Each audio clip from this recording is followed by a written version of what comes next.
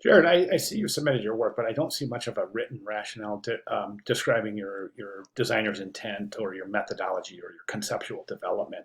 And a lot of students, I think, made that mistake. In an assignment like this, you really, for critique, when you're submitting work for critique, you want to kind of give your methodological approach or your conceptual development along with some of your choices. That way, the person that's critiquing your work can have a good, solid, informed foundation for which to base their critique.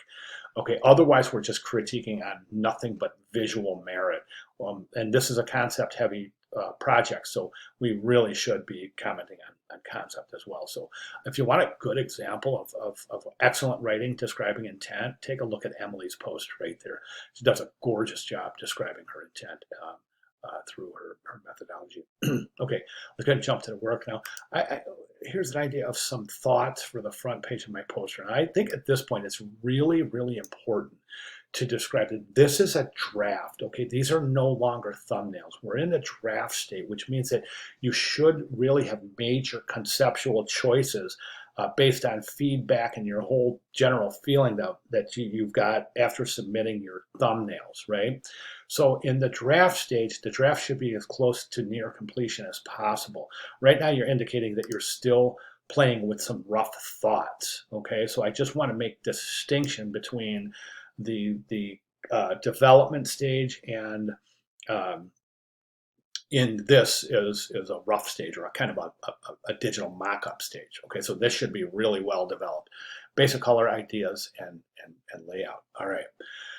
So without describing your methodology, like I said, all we can do is describe is talk on the visual merits, and that's not what we want. Okay, so that if you don't understand that, let me know. If I haven't been specifically clear on that, let me know because it's such an important concept.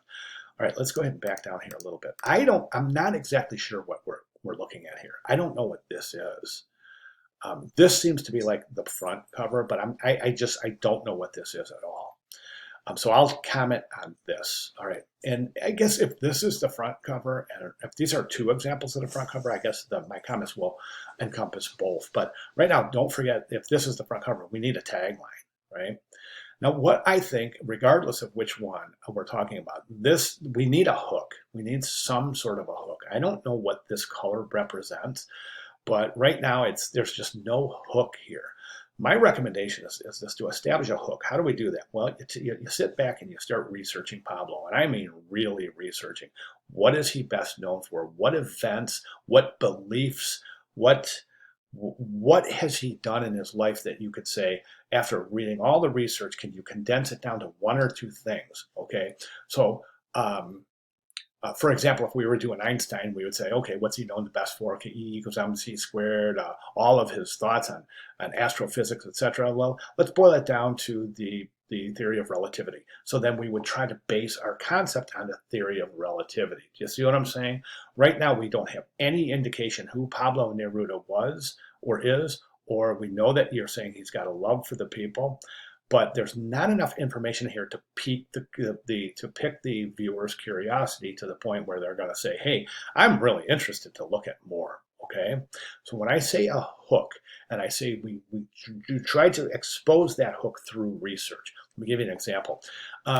This is the final project explained with examples deconstructed announcement, and you want to get in here. You want to take a look at this video at least 2 or 3 times and really go back and forth to the examples because the video describes to a very high degree the success factor for all of these, which all, by the way, are very high A work from previous students. Okay, so where do we get concept and how do we find concept? Let's use Martin Luther King, for example. Okay, so the concept here is equality, right? So this student worked the equal sign in substitution for the E and then brought that back to the back of the poster and used it for the timeline. This is a little bit more indicative of what I'm talking about, a hook, a visual hook. So this designer researched Toni Morrison, found out that she's an American author of African descent. So that makes her an African American author that deals in reality.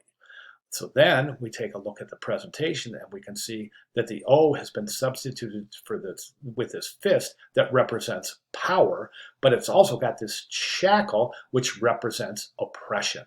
So right now, before even turning to the back of the poster, we know this is an American author. We know that this author is somehow in search of power, but is being oppressed, and is an American realistic author. So, I mean, if we took this and just put an O for Tony and put that illustration over here, it wouldn't work, because now we're creating a messaging via illustration and not typography. This works typographically because it substitutes for the O. Okay, and that's what I talk about. That's what I'm talking about, some sort of a hook. Okay, so right now my recommendation would be to find that hook through research and really rethink your methodology and your conceptual approach, and maybe rethink your approach here. If you have any questions, please let me know. But I think for the strength of the piece and its relative in regards to the possible inclusion to your student portfolio, I would definitely go concept heavy on this one. All right, so I know I've thrown a lot at you. So my point right now, I think the best thing for you to do right now, again, as I said, is just to get with this video, really spend some time in there.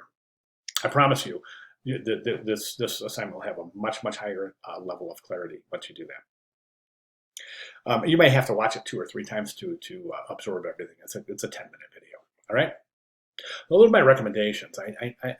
Like I said, I'm not trying to be discouraging at all, but I've seen your work. I know you're a pretty clever designer, and honestly, and again, at the risk of sounding discouraging, which I'm really trying to avoid, I just don't see the strength I know you're capable of in these examples. Okay, so that points to just sitting down and hammering out a concept and a good visual hook.